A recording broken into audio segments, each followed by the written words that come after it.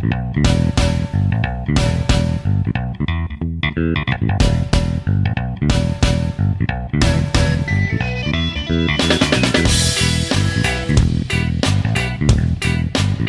boys and girls, and welcome to week 2 of the 2015 season of the Carla and Crappy Show. Carla, how you doing? Not too bad. How are you? A little soggy here in Nashville. It's a little soggy in Pittsburgh, too, and it's about to cool off mercifully. It's been 90 degrees for like the last 3 days, and which means all I've really wanted to do is sit inside and watch college football, which fortunately worked out pretty well for me. 5 days Saturday of and Sunday, and that game on Monday night, too, I was kind of pleased with. I assume, you got, obviously we both have things going on, but also had a chance to watch some games over the weekend. What was the one thing you learned over the weekend about the state of college football? First of all, it's still just as wacky as ever. I think that's probably the very first thing, having, the major upset out west. Who was it that beat Washington State? Portland State beat Washington State. I think they were a 37-point underdog or something like that, and they knocked off Washington State. And I mean, I saw the Hail Mary at the BYU-Nebraska game live.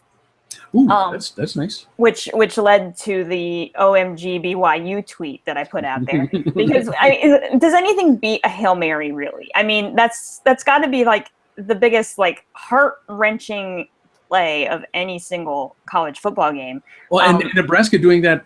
It's like in the same end zone to Northwestern, 2 years ago, I think? Yeah, 2 years ago, I think. Really very, very similar situation. And we've been conditioned in that scenario to yell, knock it down. And you just kept waiting for somebody to knock it down, and nobody knocked it down. That was crazy. So that was probably, yay, it's back and it's a lot of fun and craziness. But I think probably the other thing is that, gosh, a lot of people got hurt. Yes. And that stinks, not just for them, but, it kind of puts a damper on the season, especially if you're fans of particular programs. It stinks. Going to your game, I would have loved to have seen the way that game would have played out had Michael Brewer not gotten hurt. I was just about to say the same thing. When you're watching that game, that's I don't want to say I was super concerned, but they've got an experienced quarterback who's proven not just this year but last year that he can move the ball in Ohio State, and that was the turning point of the game. Yeah. Not one of the spectacular plays that happened afterwards, but losing him for the Hokies was a big deal. Yeah, and if I'm Virginia Tech, I'm terrified moving forward because what happened after Brewer went out of the game wasn't pretty.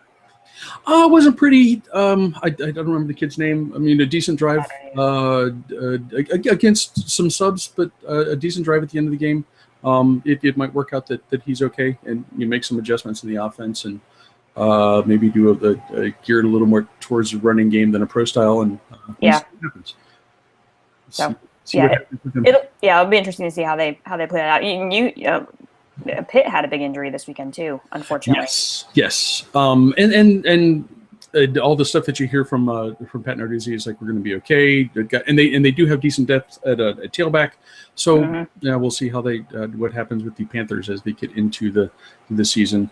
I think maybe the bigger concern there, I noticed that a lot of our Pitt friends gloating about their win versus Penn State's loss against Temple, and I'm thinking, you guys gave up an awful lot of points to a Division I AA team, so maybe not be so cocky. I'm not sure. And I'm gonna just pass on the Penn State Temple game, which is something that Penn State couldn't do. Pass. That was the thing that made the biggest impression on me for the first weekend, and because that game was, as someone who wants the Big Ten to do well in non-conference games, that game was the most disappointing of the first weekend. I cannot understand. I understand why Penn State, it's still going to be a couple more seasons before Penn State has a full complement of players, and I get that. Experience should count for something at this point, and they just have not seen a whole lot of improvement on the offensive line. And I feel bad for Hackenberg because he's a much better quarterback than we saw on Saturday. Yeah, if he could just get some protection, some time to throw, I think, but gosh, I'm concerned he's going to make it through the season. To be honest, if that line doesn't improve, gosh, it's going to be a long year for him. And he's been known to have his temper flare anyway. Yeah. If this doesn't get any better in the next couple of weeks, it's going to be an interesting locker room, I think, in State College, to see how that team even can the team hold together. That will be a challenge for Coach Franklin, and we'll see what happens with that. We got we have the three the honest to God legit good games to talk about this weekend.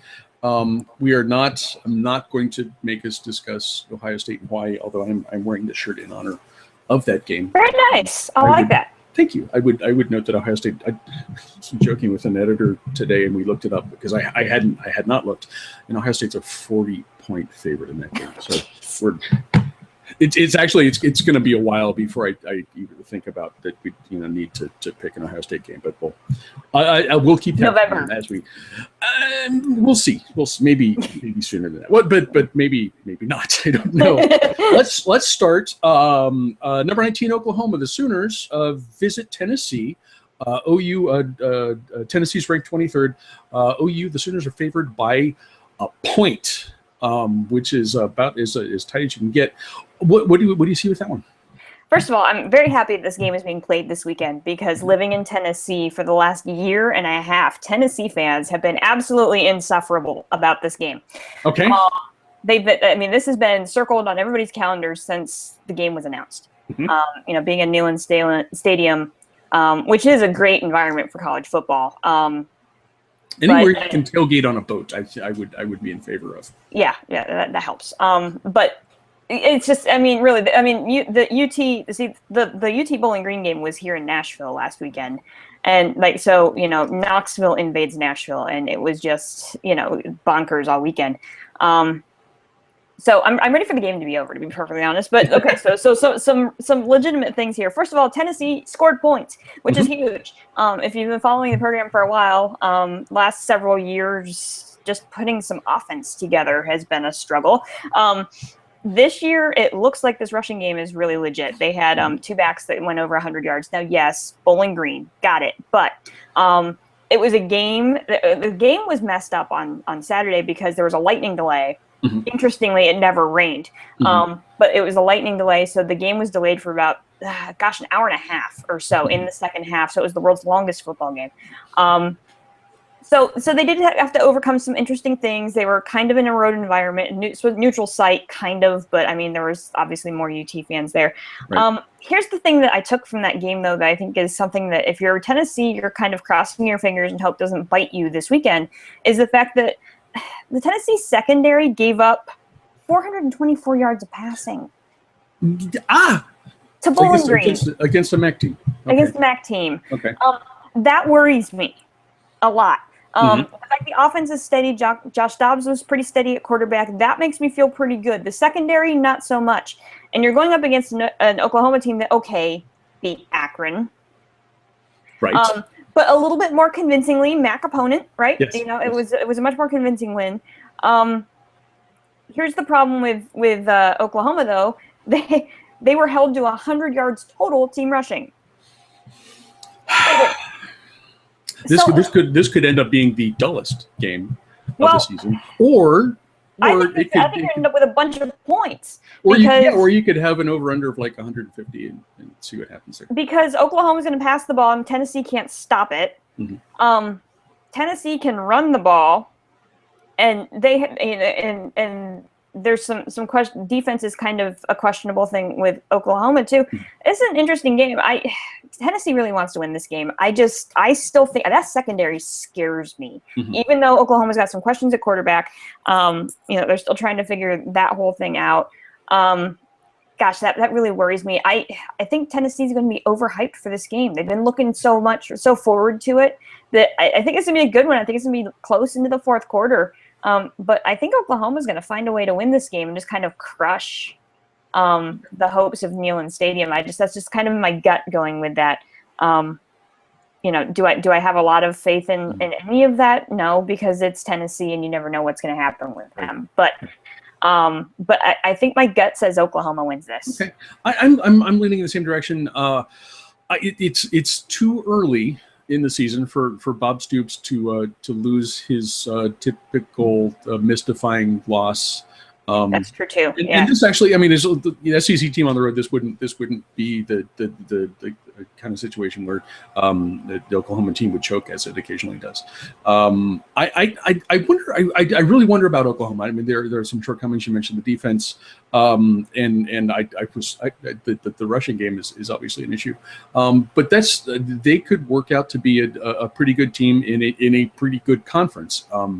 Can they catch TCU or Baylor? I'm not sure about that. But I think in this instance, and especially given maybe some internal pressure on the part of the Volunteers, being as up for this as they are, I think Oklahoma wins this one on the road. So we will see. We will see if Bob Stoops is able to avoid his typical problems, at least at this point in the season.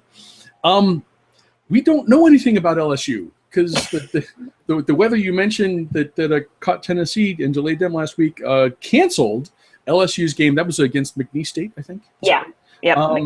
So LSU instead gets to open the season on the road in Starkville, Mississippi, against Mississippi State. LSU's ranked 14th. Mississippi State is the 25th ranked team in the country, and LSU is favored by 5. I don't know. What do you think? Yeah. Does anybody know at this point? Right. I mean, if you're Les Miles and you're going into this football game, how much do you actually wish that you played McNeese State last weekend? You probably or Les. Who knows? Who knows what Les? Or anybody, Well, that's true. It is Les. You never know. If I'm LSU, I'm a little bit nervous. If I'm an LSU fan, not the LSU team. If I'm an LSU fan, I am nervous going into this game because you're right. We know nothing about this team. They did name a starting quarterback, but Brandon Harris was less than stellar last year, and apparently didn't do much to distance himself from this quarterback battle that's been happening in spring camp at LSU. So there's a bunch of questions there. It sounds like they should have a good secondary. Again, we don't know. Mississippi State is the interesting thing about Mississippi State is that they're actually picked. This is crazy. They were picked last in the SEC West, and yet they're ranked number 25. Right. Because every team in the SEC West was ranked in the top 25. So we're saying this is the last place team in the SEC West, yet they're still ranked number 25 in the country. They beat a decent Southern Miss team last week on the road, which is a nice win. And Dak Prescott is arguably the best returning quarterback in the SEC. You could make that argument pretty easily. Out of any of the SEC teams, because a lot of them that turn around quarterbacks pretty quickly, they're all kind of figuring out their Alabama's figuring out a quarterback. So there's a lot of uncertainty, let's say, at that position. Dak Prescott, solid. Again, a weird statistic. It's not as bad as Tennessee's allowing on passing, but Mississippi State did allow 311 yards passing to Southern Miss last week. They did a nice job of stopping the run game, but they did allow some yards in passing. So I guess if LSU actually can figure out how to throw the football as opposed to run, which is, I mean LSU, that's what they do. They run. Yeah, I know. It's a pretty simple motion. Yeah, drop back, 5-step drop. If they can figure out how to execute the proper forward pass, They could exploit a little bit of that secondary from Mississippi State. I'm actually leaning Mississippi State in this one because LSU does have that tendency to kind of sputter, especially on the road. If this is a home game, I would go in the complete opposite direction on this. Okay. But the fact that they're not opening at home, they're opening on the road, they have not had a chance to play in a game time setting. It's going to be raucous in Starkville because that's the way it is down there. I really think that Mississippi State's coming out with something to prove. I think they're playing with a chip on their shoulder, being picked last in the division. And I think this could be a really big statement game for Mississippi State. Okay. I am going to. I think this situation it's a different one, and it's a weird position that LSU's in. It's certainly not an easy thing to have to go play a conference road game to open up your season, much less one against a ranked opponent. But I want to believe that Les Miles, as crazy as he is going to come up with is going to convince the team that it's an odd situation, and we're going to make the best of this. LSU always plays defense. Yeah.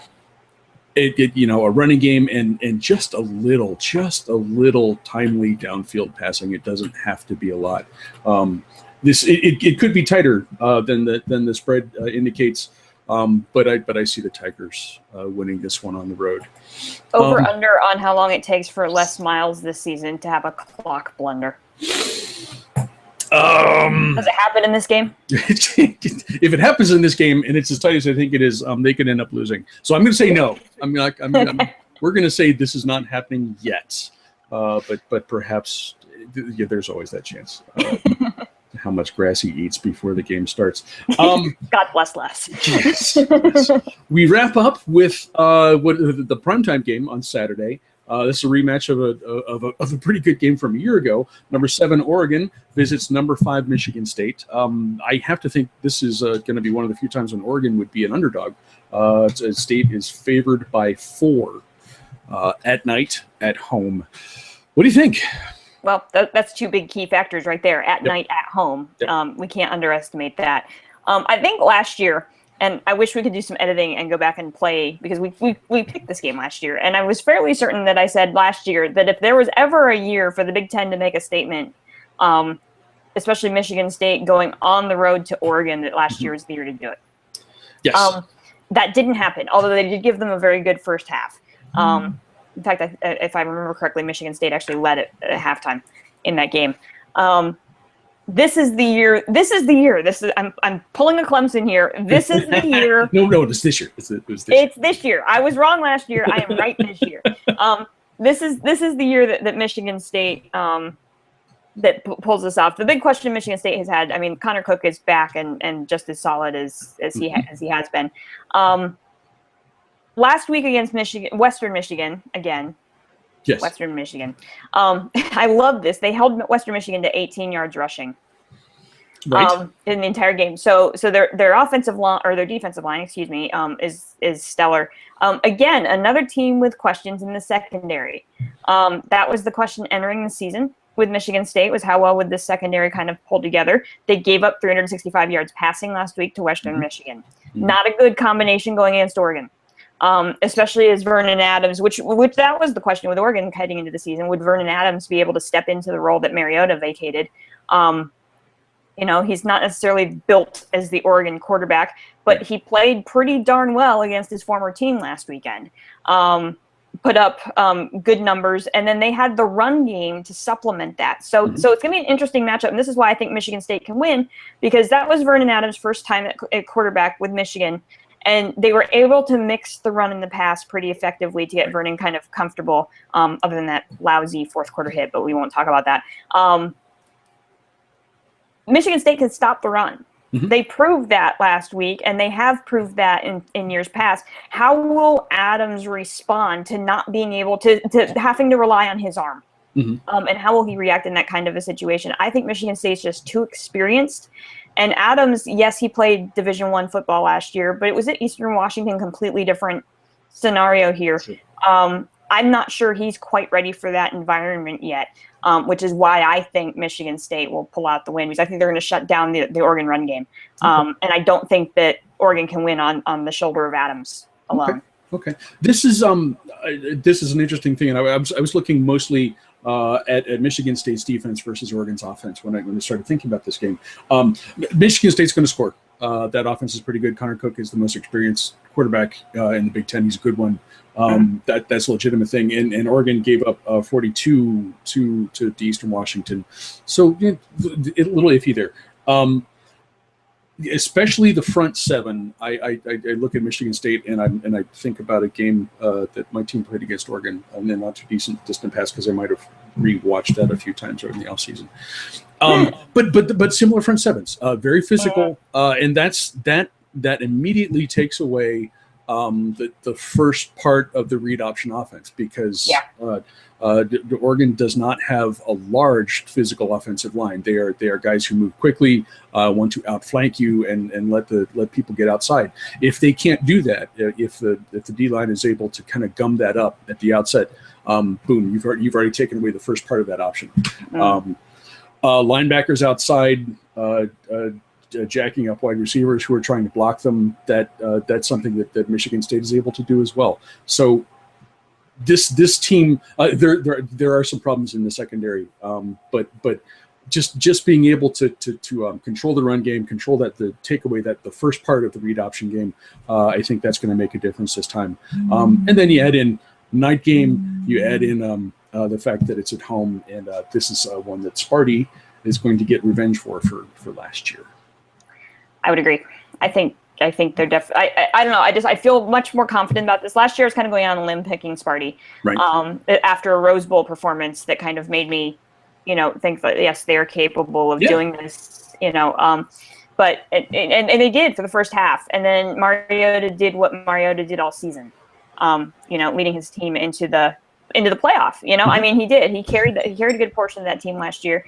I do. I think Sparty does it this time at home. Okay. That's our 3 games. That's it. Woohoo! But 3 good ones. It will be a fun weekend of watching, and we'll see what we are able to come up with. We'll see if Les Miles does anything really outrageous in the first game of the season. You mean we're not going to talk about my Middle Tennessee State Blue Raiders going up against the mighty Alabama Crimson Tide? What's the line on that game? Do you know? I don't know because I'm afraid to look. I love you, Blue Raiders, but hang in there. Yeah. Get a good half out of the game like Wisconsin did, and you should be happy. Yeah. Fine. And I will be doing the hula in Columbus for my first game in person. So we'll see how that goes as well. Ohio State's favored by 40, I think I said. So, I would like video of that, please. Okay. That can be arranged. Look for that on next week's show. Guys, thank you for watching. Have a great weekend of college football. Carla, thank you. Thank you as always. Aloha. Thank you, guys. We'll see you again next week.